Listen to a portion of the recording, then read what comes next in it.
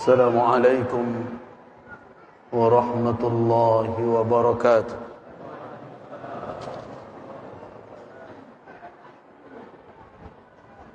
الحمد لله الذي أنزل القرآن هدى للناس وبينات من الهدى والفرقان. أشهد أن لا إله إلا الله رب الديان، وأشهد أن محمدا عبده ورسوله وخاتم أنبيائه ورسله وهو خير الختام. اللهم صل وسلم على عبدك ورسولك وحبيبك محمد وعلى آله وأصحابه أتم الصلاة والسلام. أما بعد، عباد الله، قال الله تبارك وتعالى في كتابه الكريم: أعوذ بالله من الشيطان الرجيم. الذين آتينهم الكتاب يتلونه حق تلاوته أولئك يؤمنون به ومن يكفر به فأولئك هم الخاسرون. صدق الله العظيم. Suratul Baqarah ayat yang ke-121. Jamaah Qiyam Ramadan rahimakumullah. Sudah malam yang ke-20 bagi yang memulai hari Senin. Qiyam Ramadan yang kita lakukan, tentu kalau dibagi dua, Ramadan ini kita sudah berada pada pertengahan yang terakhir. Dan besok malam insya-Allah kita sudah masuk kepada 10 yang terakhir Ramadan. Dan ini adalah malam-malam yang dalam kebiasaan Rasul sallallahu alaihi wasallam adalah malam-malam meningkatkan aktivitas ibadah.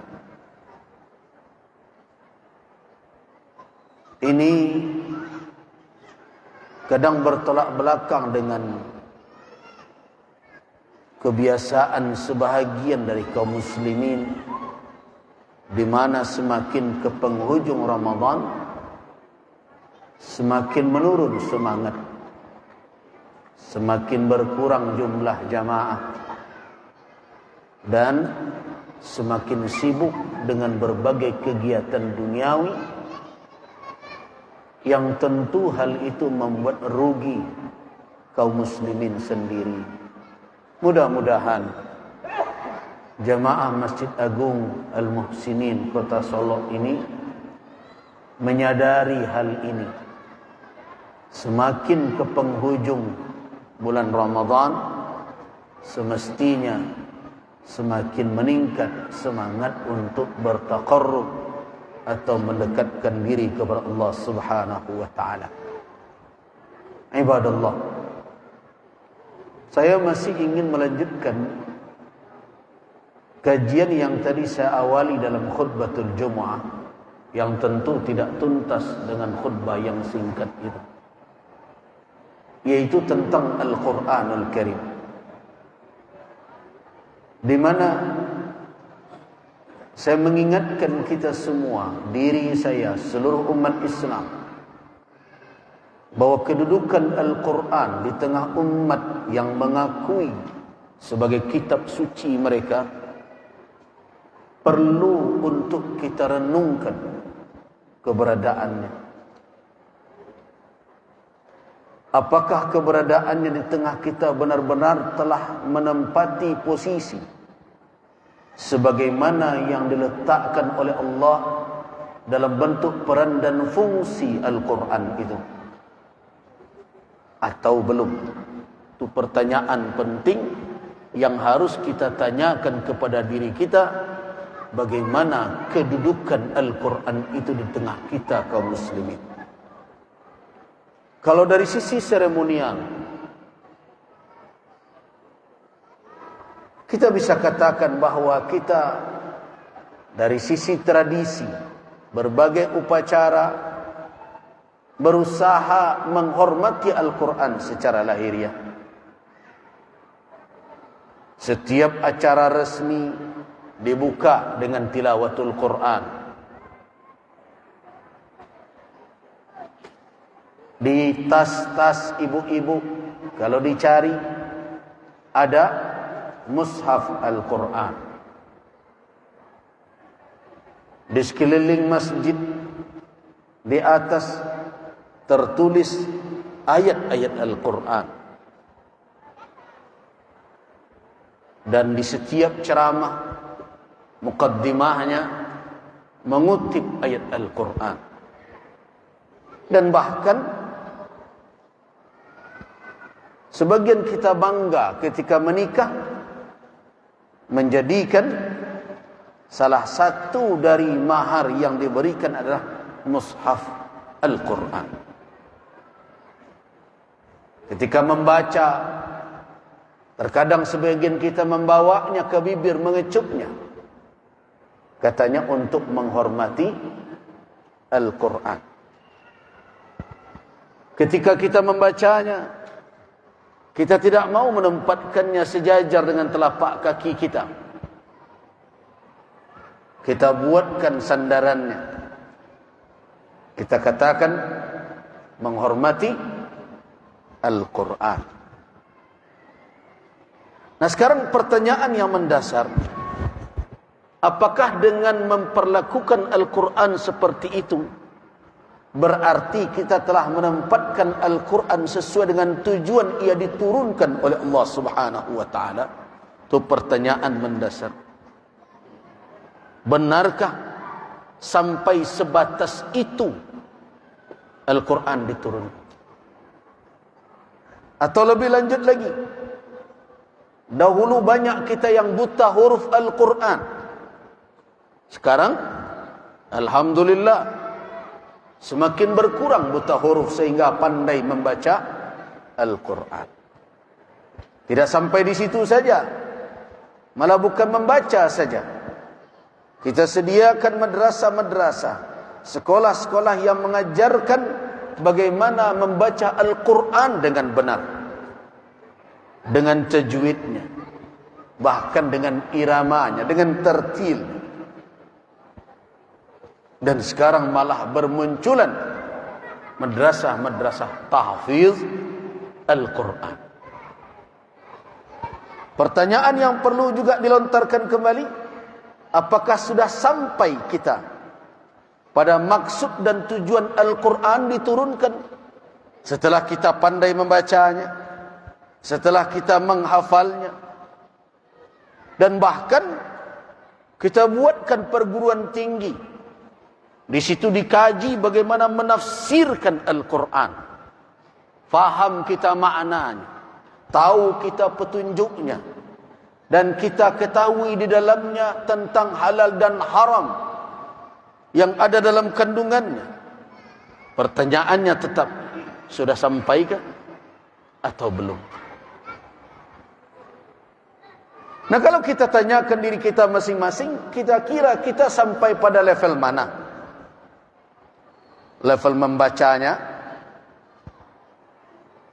mentajwidkannya dengan suara yang indah, level menghafalkannya, atau level baru menciumnya, kemudian meletakkan di almari, atau membawa-bawanya sepanjang perjalanan. Nah, saatnya kita mengukur diri kita dengan perilaku kita itu. Kita ukur dengan tujuan apa Al-Quran diturunkan oleh Allah Subhanahu wa ta'ala. Nah, disinilah baru kita bertemu, wahai kaum muslimin. Apakah kita benar-benar telah menjadikannya sebagai bahagian dari iman kita? Di mana tidak sah keimanan kalau iman kepada kitab itu tidak benar ada di dalam hati. Untuk apa Al-Quran diturunkan?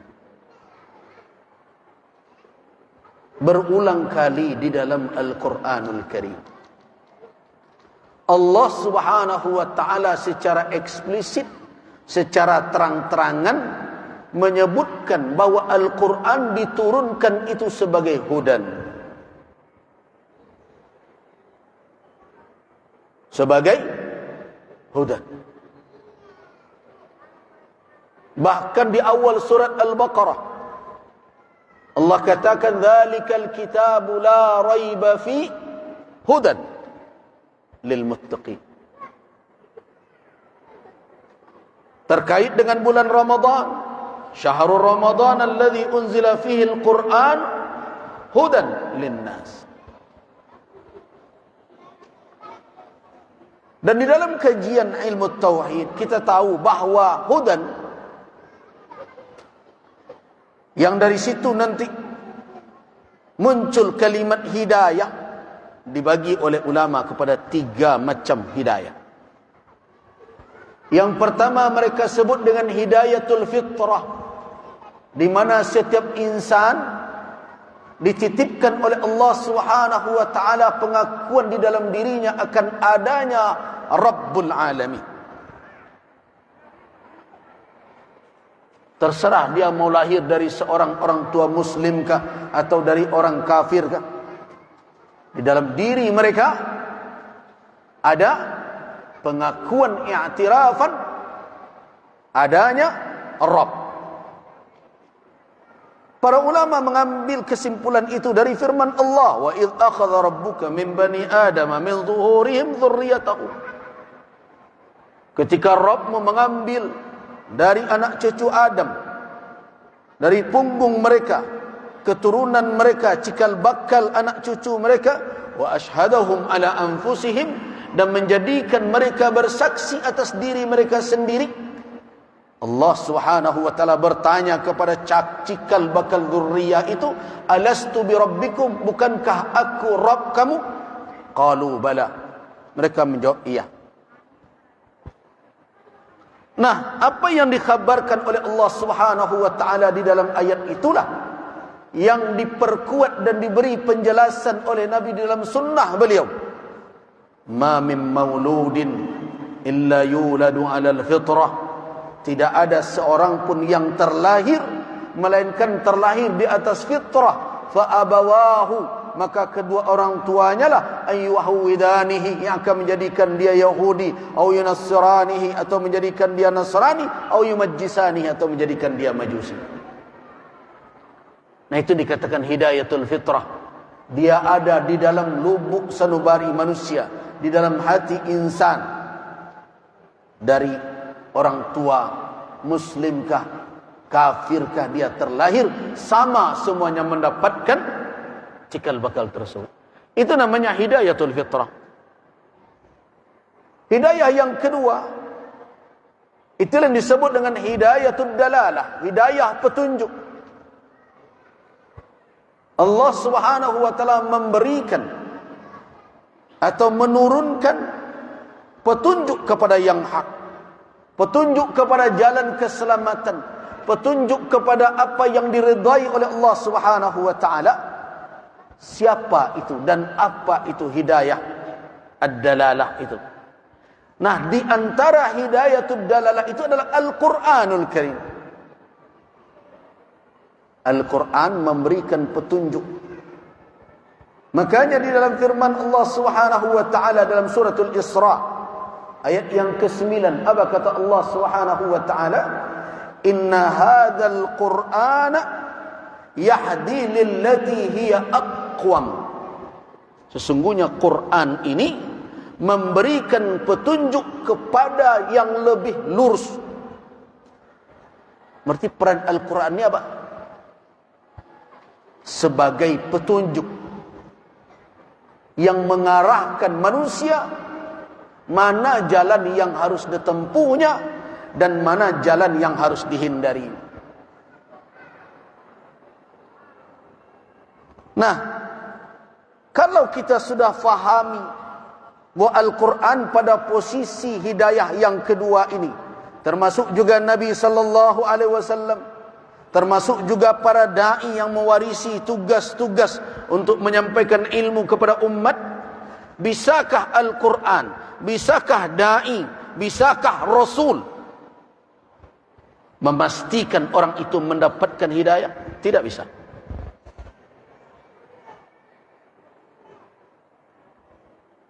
Jadi Rasulullah tidak bisa memastikan. Sudah disampaikan kebenaran kepadanya. Bisakah Nabi menjamin setiap orang yang mendengar menjadi orang muhtad, menjadi orang yang mendapat hidayah? Tidak. Kalau seandainya bisa seperti itu, tentu tidak akan mati Abu Talib, paman yang beliau cintai, dalam keadaan tidak beriman. Yang perlu kita garis bawahi. Kalau bisalah hidayah itu dibagi-bagi, saya bisa pensiun ini. Bahwa dia agak segoni, dia geses, surang, selesai apa Pak? Tidak bisa. Yang ada cuma bagaimana Nabi SAW, para ulama yang mewarisi beliau, termasuk Al-Quranul Karim, hanya bisa memberikan petunjuk. Nah, apabila orang menempuh jalan yang ditunjukkan itu konsekuen dan berjihad di dalam menempuh jalan itu, baru kemudian datang hidayah yang ketiga, yang dikenal dengan apa? Hidayatut taufik namanya. Tapi apa catatannya? Tempuh jalan yang ditunjukkan itu. Itu yang katakan oleh Allah, walladzina jahadu fina lanahdiyannahum subulana. Mereka yang betul-betul berjihad untuk menuju kepada kami, mencari jalan, menempuh jalan yang telah dibentangkan, perlu jihad. Kalau dia sungguh dalam menjalani itu, apa jawaban Allah? Lanahdiyannahum. Pasti kami akan berikan hidayah, jalan-jalan yang kami ridai itu. Artinya apa? Manusia harus menempuh petunjuk itu, baru hidayah taufik dijanjikan oleh Allah Subhanahu wa ta'ala. Nah, wahai kaum muslimin, kalau begitu kedudukan dan peran Al-Quranul Karim, berarti membawanya tidak menjamin hidayah. Mendendangkannya tidak menjamin hidayah. Memperlombakannya juga tidak menjamin hidayah. Tetapi jalan yang harus ditempuh agar kita bisa menuju kepada hidayah yang dijanjikan oleh Allah apa? Al-amal. Mempraktekkannya. Menjalankan petunjuk itu. Menjadikan dia sebagai tuntunan di dalam bersikap. Menjadikan dia sebagai ukuran untuk memilah antara hak dan batil. Menjadikan dia sebagai pedoman untuk memilih mana jalan yang akan ditempuh, mana yang harus dihindari. Nah, untuk peran itulah makanya Al-Quran diberi nama oleh Allah sebagai apa? Al-Furqan, An-Nur, Al-Huda, Al-Dhikra. Semua nama-nama itu bertujuan untuk apa? Agar manusia memahami bahwa Al-Quran datang memberikan petunjuk, memberikan cahaya, memberikan peringatan. Kalau manusia ingin selamat, amalkan petunjuknya, laksanakan perintahnya. Kalau manusia tidak mau melakukan itu, nah itulah yang saya katakan dalam khutbah tadi. Inilah yang dikadukan oleh Rasul sallallahu alaihi wasallam kepada Allah Subhanahu wa taala, sebagaimana di dalam surah Al-Furqan ayat 30 itu. Wa qala Rasul berkata, ya Rabbi, wahai Rabbku, inna qaumi ittakhadhu hadzal Qur'ana mahjura. Sesungguhnya kaumku menjadikan Al-Quran ini tersingkir, disisihkan, dipinggirkan. Apa bentuk menyingkirkan Al-Quran itu? Yang paling utama penyingkiran Al-Quran itu dalam bentuk apa? Tidak mengamalkannya. Nah, kalau kita merujuk kepada apa yang disampaikan oleh Al-Imam Ibnu Qayyim rahimahullah di dalam kitab tafsir beliau terkait dengan ayat surat Al-Furqan tadi, kata Ibnu Qayyim, hajrul Qur'ani anwa', kata beliau, menyingkirkan Al-Quran, meminggirkannya, menyisihkannya itu bermacam bentuknya. Beliau himpun ada 5 bentuk. Disadari atau tidak, perbuatan dan sikap itu secara langsung atau tidak langsung telah menyingkirkan Al-Quran, walaupun kita mengaku itu kitab suci kita. Apa kata Ibnu Qayyim? Yang pertama adalah hajru sama'ihi wal imani bihi wal isgha ilaihi, menyingkirkan dengan tidak mau mendengarkannya,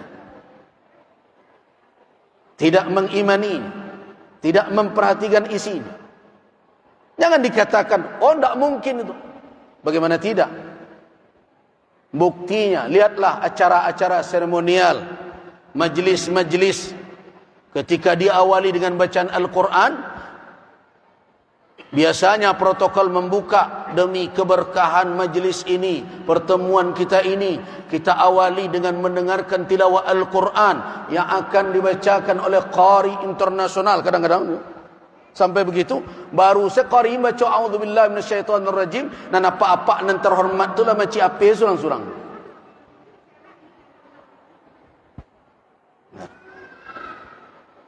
Orang-orang yang duduk di depan yang paling dekat dengan qari itu sudah berbisik ke suap, berbisik ke kidak. Yang lain sudah heboh, ini berbicara, itu Al-Quran bacanya Al-Quran dan awak bacanya awak. Itu dikatakan hajrus sama'ihi. Orang tidak mau mendengarkan. Bahkan tidak sedikit di antara umat Islam yang lebih fokus mendengarkan nyanyian dibandingkan dengan Al-Quranul Karim.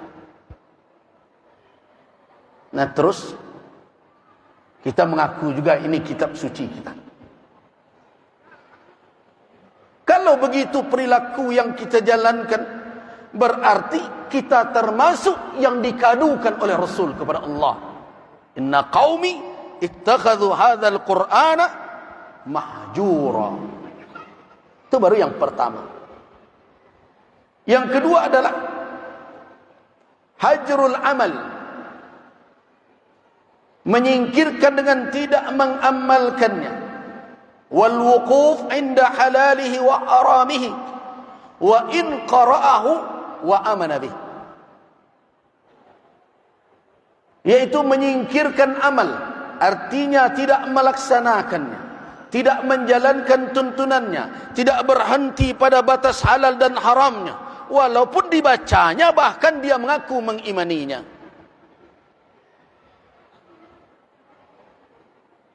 Bukankah itu yang terjadi?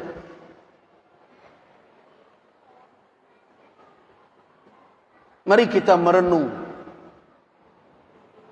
Yang kita jalankan dalam kehidupan ini petunjuk siapa sebenarnya? Mulai dari urusan terkecil. Salah satunya coba perhatikan. Kita orang Minangkabau,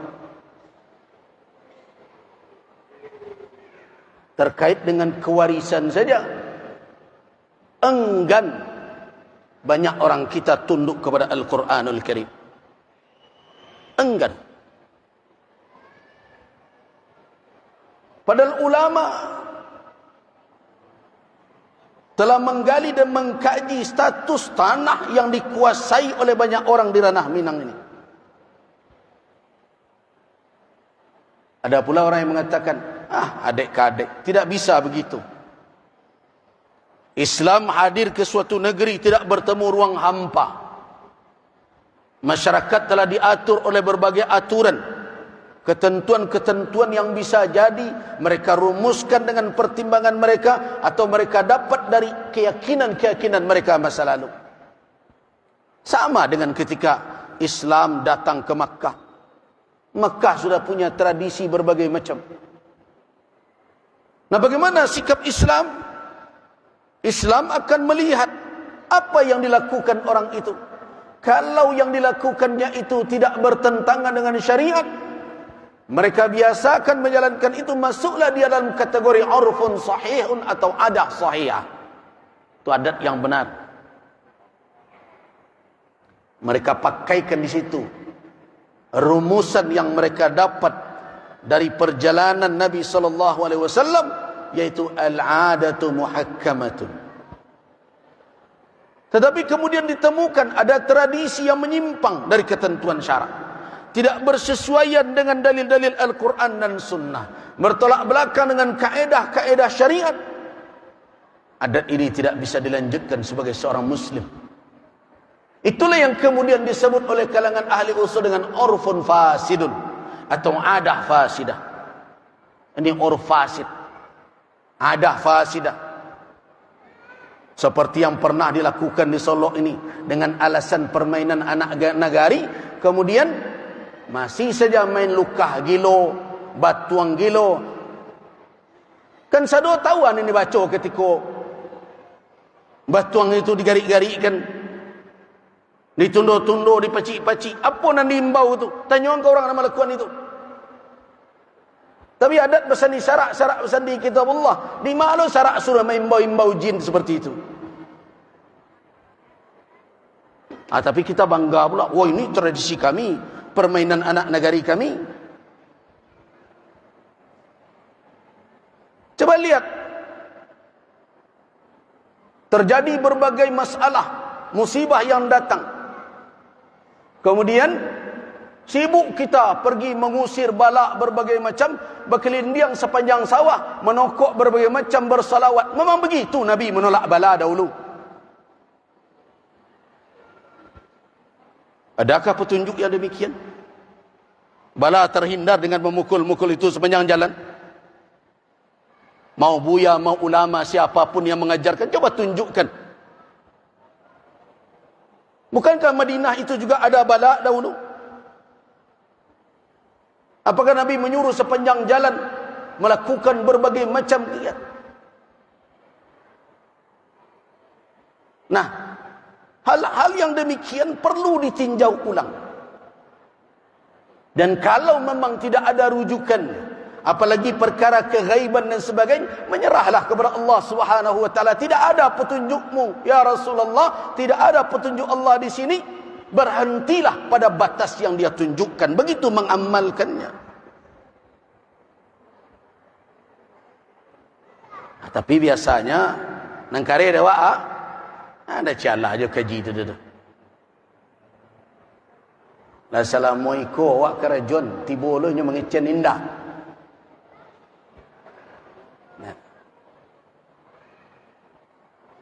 Nah, kaum muslimin, tidak sebatas itu saja. Kemudian ketika ulama melihat bagaimana Minangkabau, orang sudah ditemukan berteratak berkotor bernagari. Mereka sudah menguasai lahan berbagai macam yang mereka sebut tanah ulayat, sako dan pusako yang mereka warisi turun-temurun. Ulama mencuba meninjau bagaimana kedudukan harta benda yang ada di tangan itu. Setelah diteliti, ternyata tidak tahu siapa tu nama buat sawah tu. Siapa nama Haji bin Talak batih ladang tu. Sawah bidang di Nandata, ladang bidang bin Talak di Lerang. Siapa tu nama buat itu? Orang Minang acak manggari bawai. Oh itu tak tahu kami Datuk Buya antas sia dahulu sawah tu lah basuh je. Cancang latih orang saya suat tambilang basi orang tua-tua. Kemudian diteliti siapa punya. Di dalam ketentuan yang mereka sepakati, orang Minang menyepakati, ini kaum nan punya, bukan padusi nan punya. Ingat ibu-ibu. Atau pusako ndak ibu-ibu punya surang dah. Jadi kecil laki-laki tak punya harta pusako. Harta pusako tinggi tu punya kaum laki-lakinya padusinya. Tu aku ada orang mengecek padusi nama makcik. Makcik iyo karena ibu-ibu nan tinggal di rumah gadang. Laki-laki orang Minangkabau merantau lebih dahulu.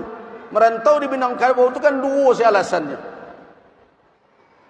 Yang pertama karena alun masak lagi, alun matang lagi, perlu untuk mematangkan diri atau nanti suwo tu di dalam pantun.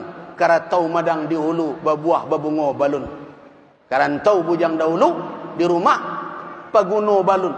Pengalaman dicari, dimatangkan kepribadian, pulang menjadi pemimpin. Tu merantau pertama tu. Merantau yang kedua karena bagani,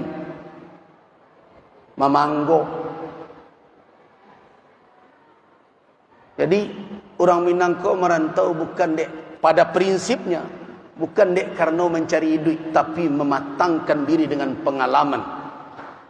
Tu makanya sejauh-jauh tabang bangau, baliknya ke Kubangan dua, walaupun kini lah banyak pula nama merantau Cina tak pulang-pulang ke kampung. Nah berarti ini milik bersama, maka ditetapkan oleh ulama karena itu milik bersama, maka dia jatuh menjadi harta milik bersama. Kalau ratu milik bersama berarti seluruh kaum itu berserikat memilikinya. Ale boleh mamak dek cadik diotanya kemenakan dijualnya atau pusako? Enggak. Karena kesantiangnya dijual apakah halal? Tidak halal. Dimakannya apakah halal? Tidak, haram.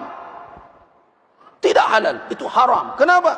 Karena dia telah mengambil hak orang lain dan menjualnya yang bukan kewenangan dia.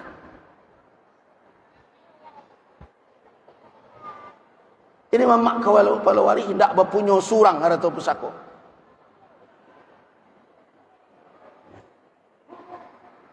Nah, tetapi yang terjadi hari ini, petunjuk yang diambil dari Al-Quran. Dari mana Al-Quran memberi petunjuk? Al-Quranul Karim menjelaskan hukum kewarisan. Dijelaskan oleh syarak. Kapan kewarisan itu bisa berlaku? Kalau yang ditinggalkan oleh semayit itu adalah tarikah, adalah peninggalannya. Apa syarat harta benda disebut peninggalan? Yaitu ketika dia memiliki harta itu sampai ketika akhir hayatnya. Nyonem punyo.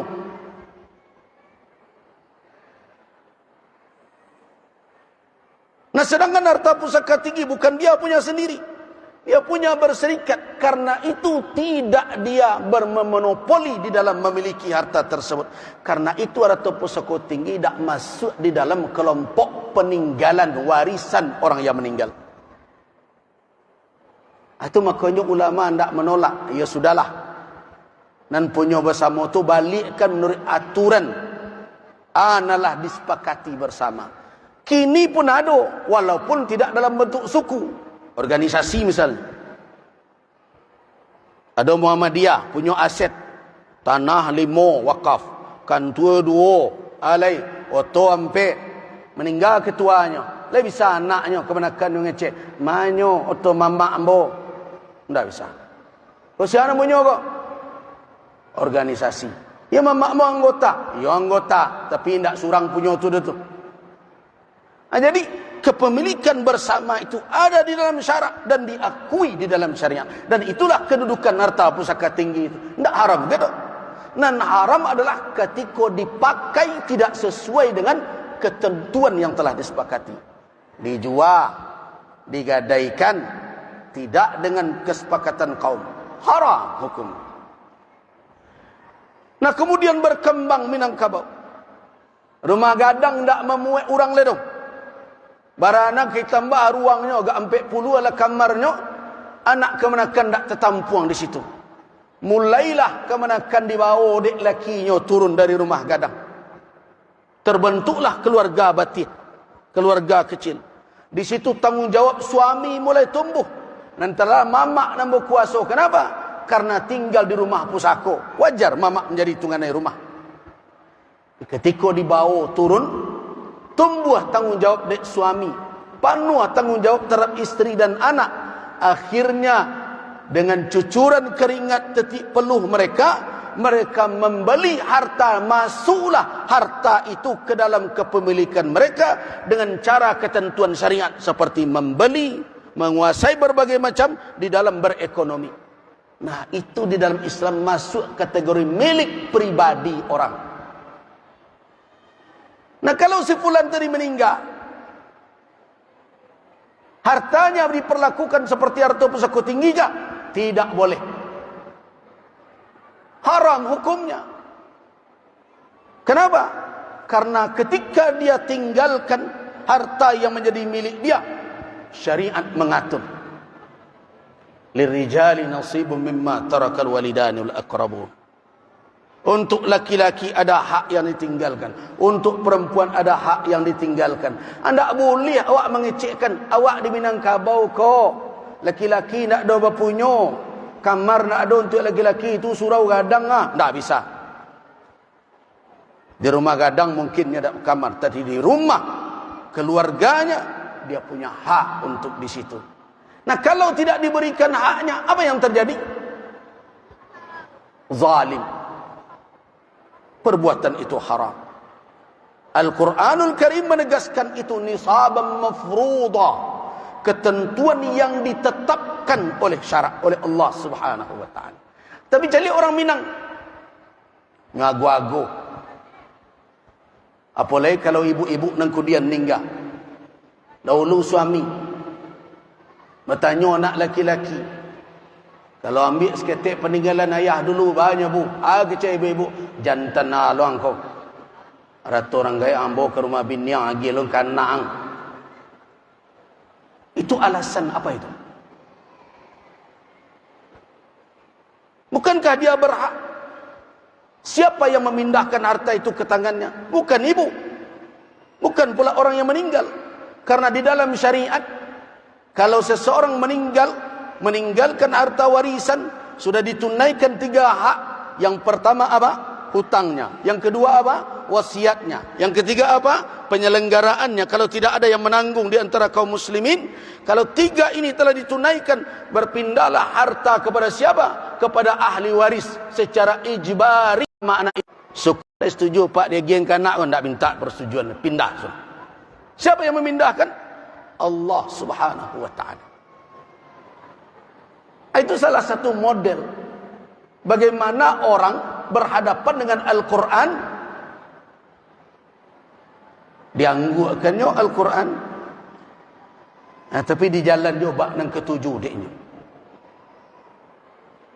Jangankan perkara itu, berhadiah saja kepada anak-anak tidak adil, tidak dibenarkan di dalam syarak. Bapak dan ibu-ibu pernah tak mendengar kisah Nu'man bin Bashir? Nu'man bin Bashir radhiyallahu anhuma. Nu'man ini punya ayah Bashir. Ayahnya sayang kepada Nu'man. Dek sayang kayaknya, taroroh sayang kanan surang kok. Akhirnya diuntukkan tuanya bagian kau Nu'man, kau ratu apa, kau ratu ayah. Tapi untung ibunya tagak di naluri. Kecek ibunya, la arda, amun tak setuju dah. Kecuali ada syarat, cik wahai Bashir, payah engkau ke Rasulullah lah, minta Rasul menjadi saksi atas pemberian engkau ke Nu'man kau. Kalau beliau namu jadi saksi, baru ambo terima. Kalau tidak, tidak. Dibawalah Nu'man oleh Bashir ayahnya ke hadapan Rasul. Setelah bertemu dia dengan Rasulullah, ya Rasulullah, inni nahaltu libni hadha an-Nu'man. Sesungguhnya saya hadiahkan, saya berikan sebagian kekayaan saya untuk Nu'man ini, ba'dal mau'ibah, wa ummuhu la tarda, ibunya tidak setuju hatta ushidaka alaih, sampai aku minta engkau jadi saksi atas pemberian. Tanya Nabi, alaka waladun siwa Nu'man? Engkau punya anak tak selain Nu'man itu? Agak Bashir, lah ya Rasulullah, ada anak lain? Nabi bertanya lagi, ana halta li kulli waladika kama nahalta li Nu'man? Lain kau agihkan pula anak lain serupa kau beragihkan Nu'man kau. Jawaban Bashir, kalau itu ya enggak ya Rasulullah. Kalau enggak, kata Nabi, qala idhab anni, baiklah menjauh engkau wahai Bashir, pergilah engkau dariku, fa inni la ashhadu ala jur, saya tidak akan bersaksi atas perbuatan yang tidak lurus, kata Nabi. Nah, itu salah satu bentuk bagaimana kita berhadapan dengan Al-Quran yang terkadang masih kita kalahkan Al-Quran karena apa? Karena tradisikah? Karena kebiasaankah? Karena malukah? Karena berbagai macam. Nah, bukankah itu hajrul Quran? Di dalam kehidupan bernegara, Al-Quran menyuruh kita untuk apa? Untuk menjadikan keputusan diambil dengan syura. Wa amruhum syura bainahum. Dan para pendiri bangsa ini mengambil syura itu sebagai sistem kepemimpinan pengambilan keputusan di negara ini. Di mana bertemu? Tuh dalam Pancasila. Sila kampek apa aja leh. Kerakyatan yang dipimpin oleh hikmat kebijaksanaan dalam permusyawaratan perwakilan. Laya do demokrasi dalam Pancasila itu. Tak ada tersua demokrasi. Sama demokrasi je surah perwakilan. Tak sama. Contoh demokrasi nak kerajaan kini. Celiklah. Kapan tanggung sudah awak lalui itu. Ada orang bersekolah dari STK, SD, SMP, SMA, S1, S2, S3, habis S. Nah, habis S, dapat lo penghargaan Prof. Itu tak ada oleh kata itu. S3 tu lah pendidikan formal sampai di situ. Berpuluh tahun dek kuliah. Kemudian ada tetangganya suruh masuk SD nya bermain. Membaca tak pandai. Kerajo jak ketek main kelerang je. Pokok indak dinya sekolah-sekolah je. Pokokan ketujuh selero itu nanti kakoknya. Nah, tibalah saatnya memilih wakil rakyat kah, presiden kah, awak perjalankan. One man, one foot. Nah, gitu kan? Alah, lepas serak foto nampak sepanjang jalan. Nam profesor tadi lepas keringit memikirkan, baalah kondisi negara itu. Ekonomi bagaimana, sosial bagaimana, politik bagaimana. Ini hubungan antar masyarakat seperti apa? Berbagai aspek dikaji dek profesor tadi sampai bapalu hanya memikirkan. Jo tinjau orang per orang. Aku latar belakang, track record, rekam jejak, kemampuannya, keahliannya, keilmuannya. Panjang profesor tadi dek memikirkan. Akhirnya dapat kesimpulan, ikulah nan cocok menjadi harapan perbaikan bangsa yang akan datang. Itu kecek profesor jo ilmunya. Nah, ketika saatnya memilih, nyulang balik itu lah dapat karate tadi, masuk ke tempat pencoblosan, hadir tu dalam kepala profesor tadi. Calik orang, oh iko ndak patut dah kau. Oh iko ilmunya mendalam, iko bagus, ko track recordnya, ko pengalamannya berbagai macam. Akhirnya dengan keputusan ilmu, analisa yang mendalam, dengan tinjauan keilmuan, jatuh pilihan. Tusuk cik jopaku. Dek prof tadi kau. Tiba nak sekolah tadi, tentu deknya rekam jejak berbagai macam. Dah jalik dia bodoh. Jalik suruh memilih dan ada hak sebagai warga negara. Dia pergi karate kayaknya. Masuknya dalam kotak pemilihan tu. Nyetong buah bajunya. Sepulin. Tang keciknya kan. Tak tentu apa-apa. Nah, selesai tusuk menusuk pada itu, panitia menyorakkan. Rupa tangkek karateh profesor tadi. Laiko kecek panitia, iko kemungkinan prof ko nama milih karena itu nilai suaranya 10. Ada tu? Enggak. Tiba korang nak sekolah tak tentu dia dapat lo pagi 50,000 tadi. Ikut setengah suara. Begitulah? Tidak. Nah, itulah sistem yang menyamukan orang cadik, dia orang tak mengerti. Orang bersekolah, dia orang tak bersekolah. Orang berilmu, tidak berilmu. Kecil Al-Quranul Karim. Hal yastawi alladhina ya'lamun walladhina la ya'lamun. Apakah sama orang yang berilmu dengan orang tidak berilmu? Kata Allah, tak sama dah. Sama ke alladhina ya'lamun walladhina la ya'lamun? Tak sama. Tidak sama. Tapi awak pakai sistem itu, nak awak sebenarnya tak bisa menerimanya. Awak campakkan ada ulu yang ditemukan oleh pendiri bangsa, permusyawaratan perwakilan. Sianan akan bermusyawarah para wakil. sia wakil itu nam bisa mengambil kebijaksanaan. Kebijaksanaan serupa apa? Kebijaksanaan dan berhikmah. Alai mungkin orang mengambil kebijaksanaan berhikmah kalau modalnya tampang saja.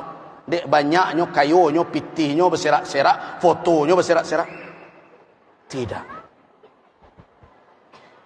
Di mana Al-Quranul Karim? Pendiri bangsa telah mengambil dahulu ini musyawarah, syura. Coba renungkan. Jadi kalau begini kita, terakhir saya mau tutup dengan hadis Nabi sallallahu alaihi wasallam yang diriwayatkan Abdullah bin Umar bin Al-Khattab radhiyallahu anhuma. Apa kata Nabi sallallahu alaihi wasallam? Ya ma'syaral muhajirin, wahai sekalian orang muhajirin, khamsun, ada 5 perkara, idza tulitum bihinna, apabila kamu diuji dengan yang 5 itu, wa a'udzu billahi an tudrikuhunna, saya berselindung kepada Allah janganlah hendaknya kalian bertemu dengan yang 5 ini. Beruntung orang muhajirin dapat doa Nabi, tapi awak ndak muhajirin dah, bersuruh di awak kini. Ana 5 tadi tu, dan terakhir salah nawak sabui. Kata Nabi sallallahu alaihi wasallam, "Ma lam tahkum a'immatuhum bi kitabillah wa yatakhayyaru mimma anzalallahu." Jadi selama para pemimpin mereka, para imam mereka, termasuk ya imam tu tentu gas nak jadi imam saja dah, memberi nasihat. Kadang imam tu harus naik mimbar pula menyampaikan Al-Quran. Karena itu jangan dileceh-lecehkan imam itu. Jangan dileceh-leceh logarin, jago lidah. Kau politik salah. Tapi tugas-tugas yang mulia, berbagai latar belakang orang boleh saja. Ingat ya, keimaman itu kalau dalam ketentuan politik Islam bukan perkara ringan. So menjadi imam itu tugas kenegaraan dahulu. Tu hati-hati tu. Kecuali anda mengaji, anda tahunya tu. Siapa yang jadi pemimpin ketika Nabi hidup? Rasulullah. Siapa yang menjadi imam di masjid beliau? Rasulullah. Ketika Rasulullah wafat, siapa yang memimpin? Khalifah Rasulullah. Siapa yang menjadi imam? Khalifah Rasulullah. Ingat itu. Kemudian digantikan oleh Umar bin Al-Khattab. Siapa yang jadi imam? Umar bin Al-Khattab. Dan ketika Khalifah Rasul menunjuk gubernur-gubernur ke berbagai kota, apa tugas mereka diantaranya? Mengimami kaum muslimin berjamaah salat. Jadi ini tugas kenegaraan dahulu. Atau jangan leceh-lecehan. Kalau nak berpacu jabatan, pacu saya. Jangan dilecehkan tugas ini. Itu menyelamatkan awak. Kau mati suap buah dalam musajid, dah dong kanyolat tu garin tu nang ke mana?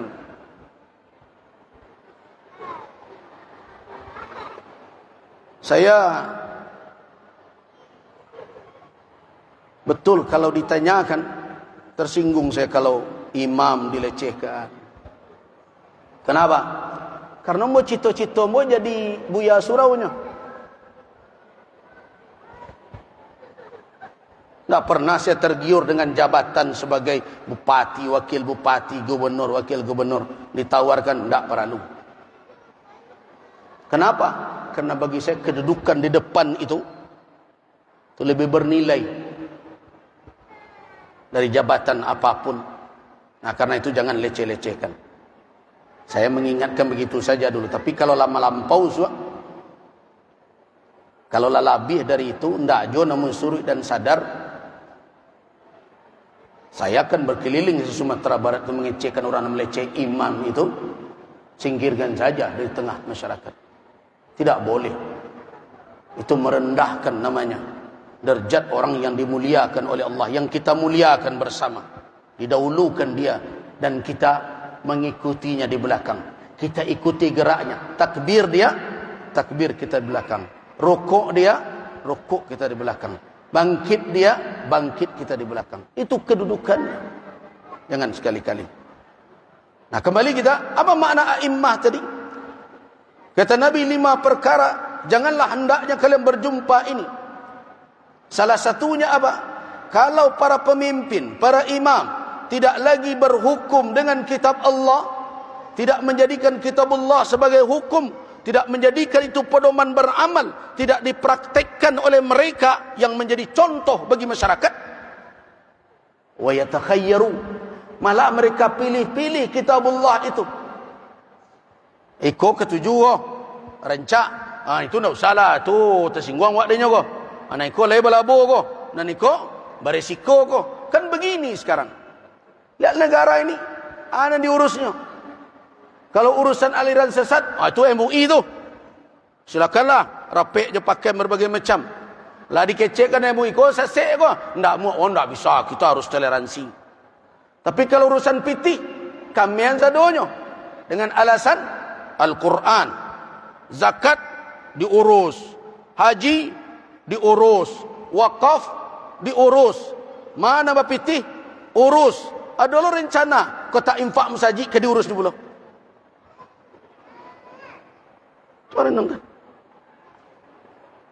Ada pula kepala daerah di Sumatera Barat ini sudah dipungut zakat. Di bagian piti zakat tu hanya tempel fotonya pakai.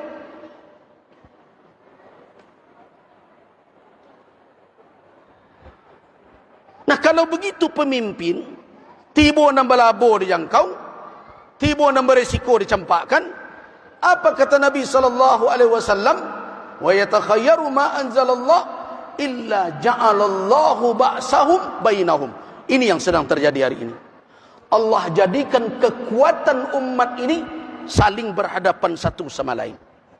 Kan itu nanti terjadi. Antar ormas saling intai mengintai, antar pengajian saling pelotot mempelototi, mulai menunjukkan bagak surang-surang, tak ketuju bubarkan berbagai macam. Coba lihat, karih ke kawan, bekolah, sabar dulu sebentar. Alun dipreso oleh lantuang bid'ah, saudara. Bukan tak boleh mengaji bid'ah. Kaji bid'ah harus dikaji, harus diperjalih supaya jangan jatuh orang kepada bid'ah. Tetapi ketika wak menjatuhkan hukuman orang melakukan bid'ah, para mubtadi', tunggu dulu, sabar, duduk wak lu elok. Tapi karena kitabullah separuh-separuh dipakai, akhirnya apa akibat dari itu semua? Kekuatan saling berhadapan. Ini yang terjadi. Nah, karena itu apa jalan keluar? Seperti dalam hadis yang diriwayatkan oleh Al-Imam Ibnu Majah dan juga diriwayatkan oleh Ibnu Taimiyah dan lain-lain. Hadis ini masyhur dari Ali bin Abi Thalib. Apa kata Nabi? Satakunu fitnah, akan terjadi fitnah kelak. Ketika ditanya, wa mal makhraj ya Rasulullah, apa jalan keluar dari fitnah itu? Apa jawaban Nabi? Kitabullah. Jadi kalau awak tarik menarik kebenaran, kecek nan surang bana untuk inyo, kecek nan sebelah lai ambo lo nan punyo nan mana ko, kecek nan cia lai ndak kalian do, kami nan punyo. Tanaza'u, saling tarik menarik kebenaran di pihak mereka. Apa jalan keluar? Fa in tanaza'tum fi syai'in farudduhu ila Allah war rasul. Apabila kamu tarik menarik untuk menentukan benar, satu kelompok kepadanya kebenaran katanya, yang satu lagi di pihak dia, yang satu lagi tidak, keduanya saya pula, sudah seperti itu, apa jalan keluar? Kembalikan kepada Allah. Bagaimana mengembalikan kepada Allah? Kirim SMS, WA? Enggak. Kembali kepada Allah apa? Kepada kitabnya. Kembali kepada Rasul. Bagaimana caranya? Kepada sunnah. Nah, duduk tanam. Tapi ketika kita tidak mengikuti aturan itu, wak pilih mana yang ketujuh saja, akhirnya kekuatan kita bukannya saling menguatkan, tetapi saling menghancurkan satu sama lain. Itulah yang menjadi penyebab umatku kini tetap menjadi objek, tidak menjadi subjek, tetap jadi korban, tidak menjadi pelaku. Lihatlah ketika orang berebut kekuasaan, umat Islam yang dibelah-belahnya. Ormas iko piak ke siko, kelompok iko piak ke siko, iko dapik nan iko dapik nan itu, awak bertangkar sama awak, kecak awak cadik pula pada lawak nan di sekolah orang. Cobalah fikir-fikiran. Banyak maaf, billahi taufiq wal hidayah. Wassalamualaikum warahmatullahi wabarakatuh.